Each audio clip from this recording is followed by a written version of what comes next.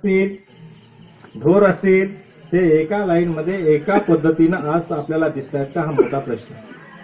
मांगानं याची गोष्ट लक्षात घेतली पाहिजे. मातंग समाजानं याचं आत्मपरीक्षण केलं पाहिजे, चांबारानं आत्मपरीक्षण केलं पाहिजे, ढोरानं आत्मपरीक्षण केलं पाहिजे की तहसीलदाराच्या खुर्चीवर बसलेला माणूस बौद्ध समाजाचा असतो, एक काळचा पूर्वाश्रमीचा महार असतो, आणि त्या तहसीलच्या दारामध्ये बसलेला माणूस कोतवाल मांगाचा असतो.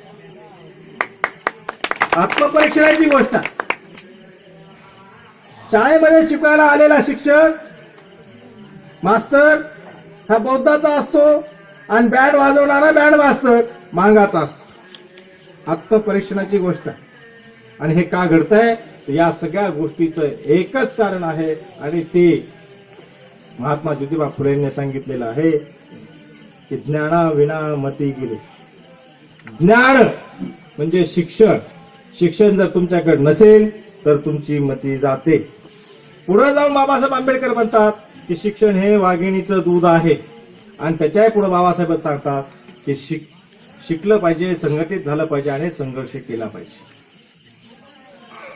शिकलं पाहिजे, संघटित झालं पाहिजे आणि संघर्षही केलं पाहिजे. या सगळ्या गोष्टीचं आत्मपरीक्षण केलं पाहिजे. कोण शिकलं, कोण संघटित झालं आणि कोणी संघर्ष केला.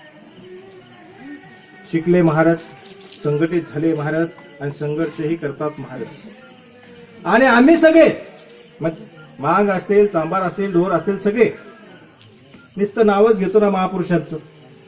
महापुरुषांनी जे संघर्ष सांगितला, लढायला सांगितलं, आम्ही लढतोय. अण्णाभाऊ साठेंच्या साहित्यामध्ये आम्ही गेल्यानंतर सगळ्यात महत्वाची चर्चा होते फकीराची. आज माझा प्रश्न आहे मातंग समाजातल्या तरुण पिढीला की तुमच्यापैकी किती जणांनी फकीरा वाचला, आणि ज्यानं वाचला त्यापैकी किती जणांमध्ये हृदयामध्ये फकीरा कोरला गेला? किती जणांनी स्वतःच्या हृदयावरती फकीराचं नाव कोरलं? कोरून दाखवा, या देशामध्ये क्रांती झालेली दिसेल. फकीरा काय आम्हाला माहित नाही. फकीरासारखा स्वातंत्र्यासाठी लढणारा माणूस दुसरा कुणी नाही. परंतु त्याचं स्वातंत्र्याचं बलिदान